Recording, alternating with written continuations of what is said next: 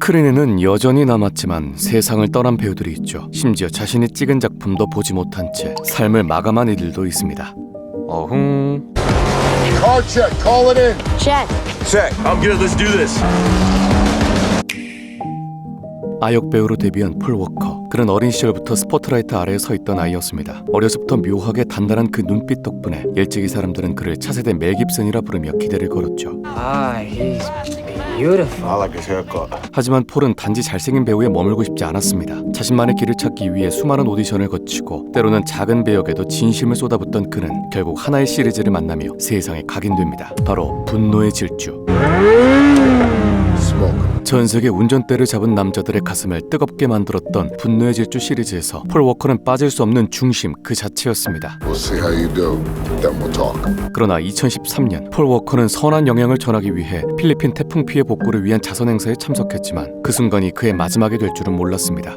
This is crazy. 짧은 드라이브였고 단순한 귀갓길이었습니다. 하지만 차는 너무 빠르게 달렸고 도로 옆 가로수에 부딪힌 뒤 불이 타올랐고 폴은 빠져나오지 못했죠. 팬들과 폴 워커에 따른 차량 결함을 의심하며 포르쉐를 상대로 소송을 제기했지만 결국 패소로 끝났습니다. 그때 그는 분노의 질주 7을 촬영 중이었고 심지어 8편까지 계약을 마친 상태였습니다. 촬영을 마치지 못한 7편은 폴과 똑 닮은 그의 동생이 대신했고 CG를 더해 영화 속 폴의 빈자리가 채워졌죠. You know what you're doing. 그의 오랜 동료이자 형제 같은 존재였던 빈 디젤은 딸의 이름을 폴린이라 지으며 그를 영원히 기억하겠다는 마음을 남겼습니다. 공교롭게도 분노의 질주 7 워커의 마지막 대사는 Hey, thought you could leave without saying goodbye. 영화를 끝으로 작별한 폴 워커를 상징하는 것 같다며 팬들의 마음을 더 먹먹하게 만들었죠. 마블의 첫 흑인 슈퍼히어로 블랙팬서 체드윅 보스만이 등장했을 때 세상은 단 한순간에 그의 이름을 기억했습니다. 2018년 개봉한 영화 블랙팬서는 전 세계에서 13억 달러 넘는 흥행을 기록했고 슈퍼히어로 영화로는 드물게 아카데미 시상식에서도 수상의 영광을 안았죠. 보스만은 이 작품 하나로 단숨에 마블의 중심 인물이 되었고 무엇보다 전 세계 흑인들에게 자부심과 희망의 상징이 되었죠. This never gets old. 그는 그저 영웅을 연기한 것이 아니라 진짜 영웅이 되어버린 겁니다. 하지만 그 영광을 온전히 누리기도 전 2020년 그는 대장암으로 세상을 떠났습니다. T'Challa is dead, but that doesn't mean he is gone. 더 충격적인 건 그가 그 긴 투병의 시간을 단 한 번도 세상에 알리지 않았다는 것이었죠. 블랙팬서 그리고 어벤져스 시리즈까지 모두 암 투병 중에 찍은 작품들이었죠. 심지어 마블 핵심 관계자나 감독조차 병을 몰랐다고 하죠. As you can see, I am not dead. 그의 몸은 약해졌지만 카메라 앞에서의 눈빛만큼은 그 어느 때보다 강했기에 아무도 눈치를 챌 수가 없었습니다. 감독은 블랙팬서 와칸다 포에버의 대본을 완성한 후 가장 먼저 보스만에게 보내려 했지만 그는 나중에 읽겠다며 거절했다고 하는데요. 그때 이미 보즈먼은 병상에 누워서 대본조차 읽기 힘든 상태였다고 하죠. 그는 죽음 이후 블랙팬서의 두 번째 시리즈는 주인공이 사라진 채로 남았습니다. 이전에도 마블은 캐릭터의 배우 교체를 몇 번 했었기 때문에 이번에도 트찰라 캐릭터의 배우가 교체되나 싶었지만 마블은 결단을 내렸습니다. 체드윅 보스만은 대체되지 않는다. In my culture, death is not the end. 그 선택은 곧 그를 향한 가장 깊은 존경의 표현이 되었죠. 그래서 이야기는 새롭게 흘러갔습니다. 여동생 슈리의 시선으로 새로운 블랙팬서가 탄생하게 되었죠. 와칸다 포에버. 그 말은 이제 단지 왕국의 구호가 아니라 그를 기억하는 우리의 인사가 되었습니다.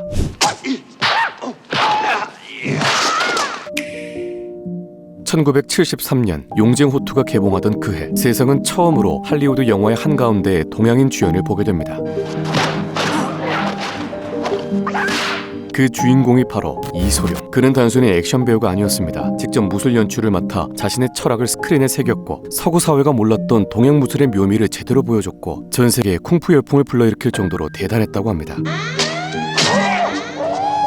하지만 아이러니하게도 이소룡은 그 전설의 순간을 보지 못했습니다. 용징호투 개봉을 일주일 앞둔 날 그는 단 한 번의 두통으로 세상을 떠났죠. 32살, 너무 짧고 너무 선명했던 생이었습니다. 그의 죽음은 수많은 의문을 남겼습니다. 암살설, 약물설, 온갖 소문이 떠돌았지만 공식 사인은 뇌부종, 두통약을 복용한 뒤 그대로 의식을 잃고 깨어나지 못했다고 합니다. 이소룡은 생전에도 심한 두통과 만성적 간질로 고생했다고 알려졌는데요. 죽음을 직감한 건지 몇 달 전 생명보험도 들고 아내에게 장례식장에 틀 노래까지 지정해줬다고 하죠. 이소룡의 흔적은 그저 한 배우가 남길 수 있는 업적의 범주에 머무르지 않았습니다. 그는 하나의 시대를 상징하게 되었고 전설로 남게 되었죠.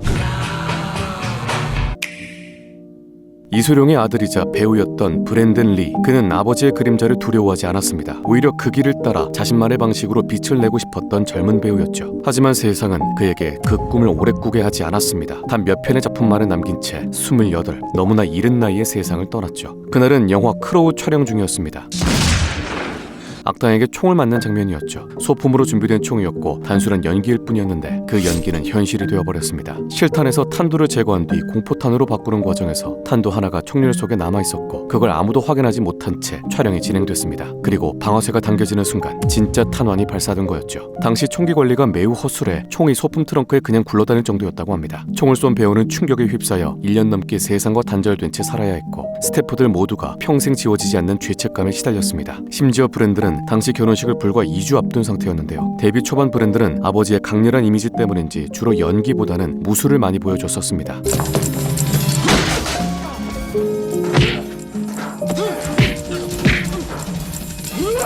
크로울은 처음으로 배우로서 연기력을 보여줄 수 있었던 작품이었죠. 결국 브랜든이 촬영하지 못한 부분은 대역의 CG를 입혀서 완성했고 비극소에서 완성된 크로우는 브랜든의 연기력에 대한 극찬이 있어서 더 안타까움을 남겼습니다. A chance to make the games mean something. 할리우드에서 독보적인 연기 스펙트럼으로 천의 얼굴을 가진 배우라고 불렸던 인물이 있죠. 바로 배우 필립 세이모어 호프만. 그는 외모나 스타성보다 연기력 하나로 정점에 오른 배우였습니다. 비열하고 광기 어린 캐릭터부터 순박하고 유쾌한 인물까지 장르와 성격의 경계를 자유롭게 넘나들며 매번 완벽한 메소드 연기를 보여줬죠. So fear. More fear. 호프먼은 감독 폴 토마스 앤더슨의 오랜 페르소나로도 유명했습니다. 부기나이트, 매그놀리아, 펀치 드렁크 러브 등 수많은 작품 속에서 그의 존재감은 장면을 압도했습니다. 그가 등장하는 순간 공기 자체가 달라졌다고 할 만큼이었죠. 그러나 2014년 46세의 이른 나이로 세상을 떠나면서 더 이상 그의 연기를 볼 수 없게 됐죠. 당시 그는 헝거게임 모킹제이를 촬영 중이었습니다. Obviously, we need to make it personal.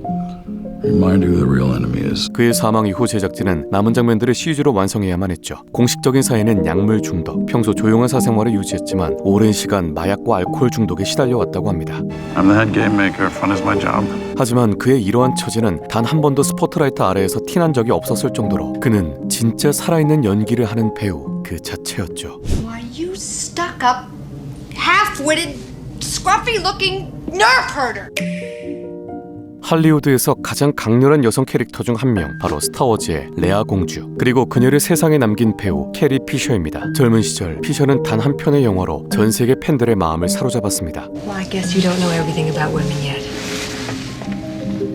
스타워즈는 그녀에게 명성을 그리고 동시에 평생 벗어날 수 없는 이름을 남겼죠. 레아 공주는 단순한 공주가 아니라 그 시대가 필요로 했던 강인한 여성의 상징이었고 아이러니하게도 그 강렬한 이미지는 피셔 자신의 족쇄가 되기도 했습니다. 배우로서 그 이외 영화에선 큰 두각을 나타내지 못했죠. 그래서 피셔는 방향을 바꿨습니다. 그녀는 작가로서 다시 한번 이름을 날리게 되었고 할리우드에서 망한 대본을 여러 살린 대본 닥터라 불리게 되죠. 시스터 액트, 후크, 리설 웨폰과 같은 영화 뒤엔 그녀의 손길이 있었죠. 하지만 그녀는 약물 중독과 양극성 장애를 오랫동안 겪어왔었는데 오히려 그 고통을 숨기지 않고 자신의 에세이에서 솔직하게 털어놓기도 했죠. 그리고 2016년 스타워즈 라스트 제다이 촬영을 마친 뒤 비행기 안에서 심장마비로 쓰러졌고 며칠 뒤 세상을 떠났습니다. 향년 60세. No one's ever really gone. 더 안타까운 건 그녀의 어머니이자 전설적인 배우인 데비 레이놀즈 또한 딸의 장례식을 준비하던 도중 뇌졸중 증세로 세상을 떠났다고 하죠. 딸이 그리워서 따라간 것 같다. 세상은 그렇게 그녀들을 지켜봤습니다. Not about money. It's about sending a message. 2008년 슈퍼히어로 영화의 수준을 완전히 다른 차원으로 끌어올린 작품이 탄생합니다. 바로 다크나이트. 몇십 년 동안 국밥 히어로였던 배트맨 영화였지만 이번 영화에서만큼은 주인공이었던 배트맨보다도 더 눈에 띄는 캐릭터가 있었죠. 바로 역사상 가장 전설적인 빌런 조커. Well, hello, beautiful. 그리고 그 음산한 표정 밑에는 배우 히스 레저가 있었습니다. 이전까지 조커는 익살스러운 악당이었습니다. 모습 그대로 그냥 우스꽝스러워야 하는 광대 이미지가 더 강했죠. 하지만 히스 레저가 연기한 조커는 처음으로 달랐습니다. 이전 조커들과 똑같이 웃는 얼굴 뒤에 똑같이 광기가 있었지만 그 광기의 온도와 색깔이 전혀 달랐죠. I'm a man of my word. 그는 이 한 역할로 전 세계 관객이 전율을 느끼게 만들었습니다. 세상의 질서를 조롱하고 범죄를 예술로 만들어버리며 심각한 사회적 이슈까지 될 정도로 그 파장은 어마어마했죠. Upset the established order and everything becomes chaos. chaos. 하지만 정작 본인은 그 전설이 완성되는 순간을 보지 못했습니다. 다크나이트 촬영을 마친 뒤 새로운 영화 파르나서스 박사의 상상극장을 찍던 중 2008년 뉴욕 자택에서 약물 과다 복용으로 세상을 떠났죠. 그의 나이 겨우 28세였습니다. 사람들은 말했습니다. 조커에 너무 깊게 빠져 현실로 돌아오지 못했다. 그러나 함께했던 배우들과 감독들의 생각은 달랐죠. 히슬은 철저한 배우였지만 컷이 끝나면 누구보다 유쾌한 사람이었다. 그의 죽음은 조커 때문이 아니라 수면제와 진통제, 불면증 약이 뒤섞인 불운한 조합 때문이었습니다. 피로와 스트레스, 그리고 잠들지 못한 밤들이 그를 서서히 지쳐가게 했던 거죠. 그가 남기고 간 마지막 작품 파르나서스 박사의 상상극장은 그의 죽음으로 한때 제작이 중단될 위기에 놓였지만 그의 친구들 조니 뎁, 주드로, 콜린 페럴 세 배우가 함께 나서 히스가 맡은 배역을 1인 4역으로 분담했습니다. 그리고 그들은 자신의 출연료 전액을 히스의 딸 매틸다에게 기부했죠. 그의 조커는 지금도 회자됩니다. 조커는 많았지만 히스 레저는 단 한 명뿐이었죠. 엉.